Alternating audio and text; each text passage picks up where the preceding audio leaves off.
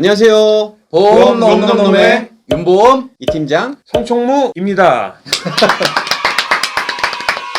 자, 오늘 보험 놈놈놈의 두 번째 영상인데요. 오늘은 뭔가 주제를 가지고 얘기하기보다는 저희가 상담을 워낙 많이 하니까 상담 사례 같은 거 있으면 얘기하면 좋을 것 같아요. 그죠? 근데 그냥 막 얘기하는 것보다는 고지 의무에 대해서 한번 얘기해 볼까요? 보험 가입하는데 굉장히 중요하니까. 그게 제일 어려우니까. 네. 네. 뭐 누구 먼저 얘기하실래요? 제가 먼저 얘기해볼까요? 아, 네네. 네. 제일 큰 형님이시니까 일단은 며칠 전에 상담하신 분인데 비형간염 보균자예요. 태어날 때부터 비형간염 보균자인데, 그러니까 진단은 받고 간 수치가 그렇게 높지가 않아서 약을 드시진 않았는데 그 유병자 보험을 가지고 계시길래 혹시 약을 드시나요? 드시지 않는데요. 뭐 뭔가 치료를 받고 계신가요? 치료도 받지는 않는데요. 그냥 진단만 비형간염이라고 받으셨다고 하더라고요. 근데 왜 유병자 보험을 들고 계시나요? 말씀을 드렸더니 비형간염 보균자인데 무조건 유병자 아닌가요? 를 알고 계시더라고요. 그렇게 하시는 분들이 네, 많아요. 네, 많아요. 뭐 설계사들이 워낙 다 그렇게 얘기하고 다녀가지고. 네. 그래서 이렇게 하면 비형간염 보균자라는 거를 보험회사에다 알리지 않고 그냥 가입하셔도 된다 얘기를 드렸더니, 그렇게 하면 나중에 보험금 못 받는 거 아니냐, 그치, 문제 생기는 거 아니냐 이렇게 얘기를 하셔서 불안해하시는 네, 아닙니다. 치료력이 없으시기 때문에 그건 따로 고지하지 않고 그냥 그대로 가입하셔서 일반체로 가입하실 수 있습니다 라고 했더니 자기는 그래도 죽어도 유병자로 해달라고 하셔서 그래서 그냥 다른 데 가서 가입하라고 말씀을 드렸어요. 제가는 못 해드리겠더라고요. 그래서 가입은 안 하시고 네, 가입 안 하시고 그냥 다른 데 가라고 하셨어요. 말씀드렸어요. 대나무 같으신 분이네. 꺾이지 않아요. 네. 이거 엊그저께 건데 따끈따끈해요. 아, 뜨겁네. 뜨거워. 배우자가 상담 신청을 주셨는데 남편분 보험을 알아보시려고. 근데 이제 남편분이 고지혈증약하고 고혈압약을 장기간 복용하고 계셨어요. 그래서 이제 병원에서 주기적으로다가 이제 약을 타러 가실 때 정기적으로다가 검사를 받는 거지. 피검사, 혈액 검사를 하는데 거기서 이제 간 수치가 좀 높게 나온 거예요. 그래서 간 초음파 검사를 한 5, 6개월 전에 한 건데 거기서 혹이 조만한 게 발견이 됐네요. 요거 어떻게 해야 돼요? 고지해야 돼요? 일단은 요거는 3개월에서는 빠져요. 그치, 3개월에서 3개월에서는 5, 6개월 됐기 5, 6개월. 때문에 3개월에선 빠지는데, 추가 검사. 그렇죠. 이거는 1년 내 추가 검사에. 그쵸. 그냥 건강검진 목적으로 가서 초음파를 했는데 혹이 나왔다라고 하면 3개월에서 빠지기 때문에 고지를 안 해도 되지만, 어쨌든 혈액검사를 통해서 수치가 높아서 초음파를 한 거기 때문에 1년 이내에 재검사에 해당이 돼서 고지를 해야 돼요. 그죠? 야, 요건 어렵다. 이거 웬만한 사람도 모를 것 같은데. 근데 이제 고지하게 되면 이제 뭐 전기간 부담보 나오겠지. 그죠. 까딱 잘못하면은 그치. 거절이 될 수도 있고. 근데 요 분이 12월 달에 요거 때문에 CT 예약을 해놨다고 하시더라고, CT 검사를. 그러면- 근데 분명히 지금 암만 심사를 올린다 하더라도 검사 결과 갖고 오라고 할 거란 말이지, 그 이후에. 그렇죠. 그죠? 아니면 거절날 확률도 굉장히 높고. 근데 요 분이 다른 병력들도 굉장히 많아서 이럴 땐 유병자 아니면 답이 없다. 유병자로 권유드렸습니다. 저 같은 경우에는 저도 좀 따끈따끈한 겁니다. 네. 며칠 전에 도사 같아요. 며칠 전에 일단 보험을 가입을 하신 분이에요. 저한테 가입을 하신 분은 아닌데, 일단 가입을 하시고 난 뒤에 갑자기 병력이 생각이 나셔가지고 저한테 상담을 주셨어요. 이런 분들 많아요, 은근히. 그쵸. 되게 많아.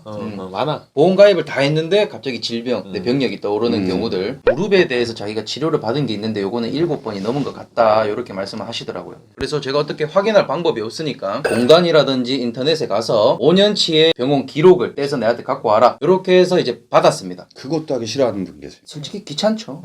귀찮아하시는 분들 많아요. 그래도 일단 해드려야 되는 거니까. 그래서 일단 체크를 해보니까 왼쪽 좌측 무릎 연골연화증으로 9번을 이제 통원으로 병원을 갔다 오셨더라고요. 요거는 이제 빼박이네, 빼박. 고지해야죠. 뭐 7회 이상 치료를 받으신 거니까. 그렇죠, 5년 이내에. 이럴 때는 그 청약 철회하는 방법도 철회죠, 있고. 철회. 네, 철회하는 후고지가 안 되는 회사들도 있기 때문에 네, 이거 철회해야 그렇죠. 돼. 일단은 후고지가 되는 회사들 나중에 추후에 새로 고지해갖고 뭐 부담보다 할증을 받는 방법도 있겠지만, 거의 모든 보험사들이 후고지를 따로 받지 않기 때문에 이럴 때는 어쩔 수 없이 그냥 철회하고 새로 가입하시는 게 낫다. 정답은 다 나왔습니다. 일단 상품을 다 확인을 해보니까 후보지가 안 되는 상품이어가지고, 그리고 저도 철회가 되면은 좋았겠지만 2개월이 지난 시점이라서 청약 철회 같은 경우에는 1개월 이내만 해당이 되는 거니까. 그렇죠. 그래서 해지를 하시고 새롭게 실비랑 종합보험을 가입을 하셨는데, 좌측 무릎 정기간 부담보가 잡히고 할증 2116원 정도 할증 붙어서 디테일하다. 16원.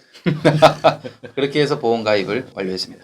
그래서 이게 고지 의무가 굉장히 중요한데, 저희가 여러분들 상담 드리다 보면 그걸 제대로 안 하시고 가입하신 분들이 굉장히 많아요. 근데 대부분의 설계사들이 잘 몰라. 잘 근데 그쵸. 저희는 많이 도사잖아요, 도사. 도사죠. 고지 의무에 대해서는 도사다. 네. 그럼에도 불구하고 진짜 어려운 게 좀 있어. 그죠? 저 있죠. 가끔 우리도 있어, 모르는 거 가끔. 나와요. 가끔 있어. 나와. 진짜 약간 좀 아리까리하고 약간 좀 그런 게 있는데, 그러면 그러면 바로 해결. 끝. 해결. 진짜 도사, 진짜 도사.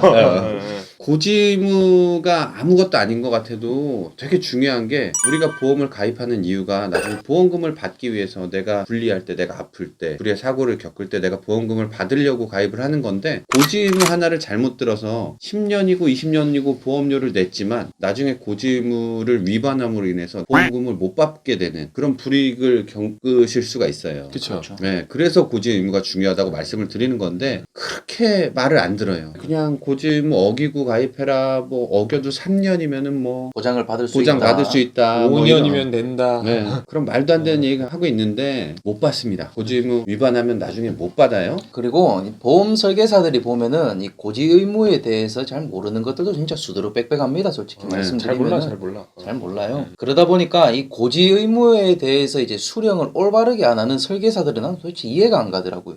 왜 그러는 거죠? 왜 그러는 거예요, 도대체?